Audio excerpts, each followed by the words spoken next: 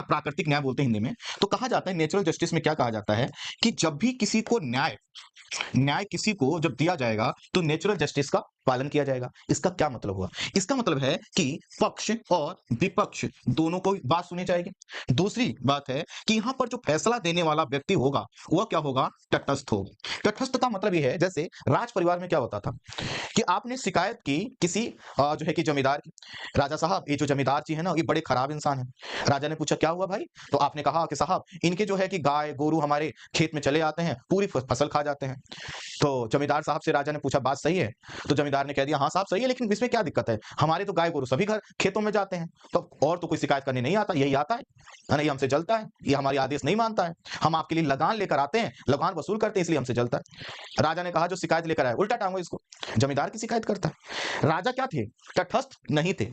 उन्होंने क्या किया? जमींदार के पक्ष में फैसला दिया। लेकिन नेचुरल जस्टिस का नियम ये कहता है कि जो फैसला देने वाला व्यक्ति होगा वो पक्ष और विपक्ष दोनों को सुनेगा, तटस्थ रहेगा, और जिस केस में मान लेते हैं कोई जज है ना?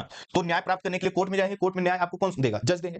कोई जज अगर मान लेते हैं उनके सामने कोई ऐसा केस आता है जिसमें वह भी शामिल है, मतलब उन पर कोई आरोप लगा है, उनके परिवार का कोई सदस्य है, तो वह जज साहब उस केस से क्या हो जाएंगे? बाहर हो जाएंगे, ताकि न्याय की प्रक्रिया प्रभावित ना हो।